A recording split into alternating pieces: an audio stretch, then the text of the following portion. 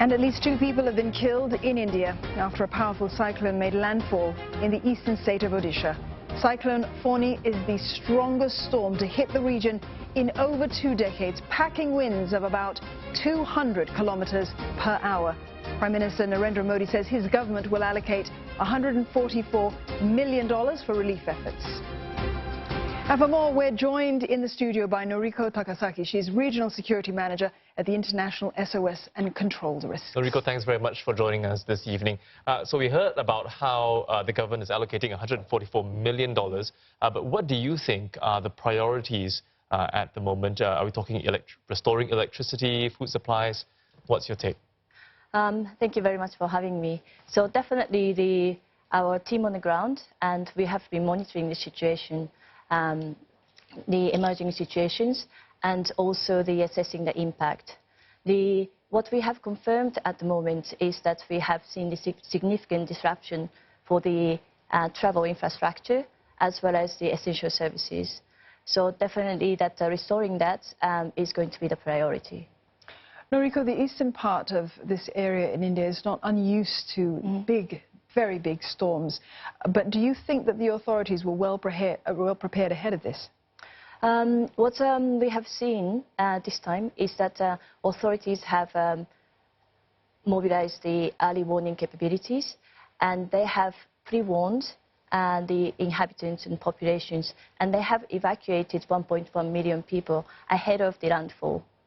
And also that's, as you discussed, that the government has mobilized how to respond to the disasters. So definitely that there has been we've observed that the efforts being in place. But going back to the disaster risk, because that India and as well as the other Asia-Pacific countries are prone to natural disasters. So definitely the travelers and organizations alike in going to such destinations need to understand the risk of such natural hazard and the potential impact that can bring to the safety of the people.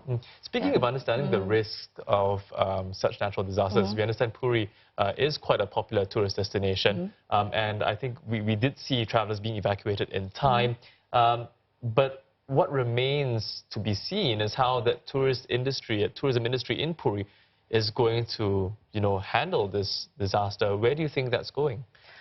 Definitely, since the details are still emerging, the actual impact of the disaster needs to be assessed.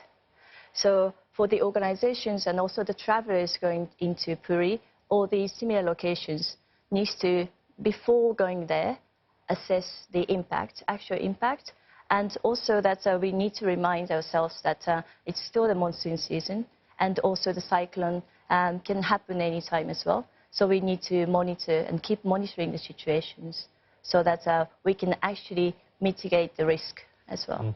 Does the tension sort of fall, to other regions now, because Fani has sort of bypassed Odisha and the surrounding areas and moved on? Yeah, and definitely, and then moving to Bangladesh. And we've been monitoring also the situation in Bangladesh, and we have seen the significant rainfall happening, and authorities are also evacuating the populations. And we've been also reaching out to the travelers who are in Bangladesh, advising them to be prepared for the cyclone coming on as well. Because it is monsoon season, so fewer travelers at this time of the year in any case. However, how would you anticipate travelers to Odisha being impacted in the aftermath of this storm? Definitely, because this is such a severe storm, we can expect that severe disruption and disruption to the travel infrastructure, so roads, and also the essential services to persist at least in coming days, and in the rural areas even longer.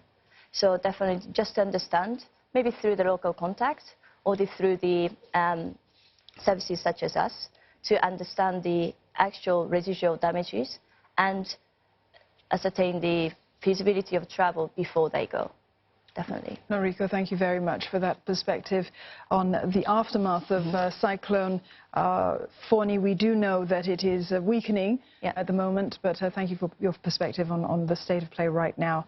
We've been speaking there to Noriko Takasaki. She's Regional Security Manager at International SOS and Control Risks.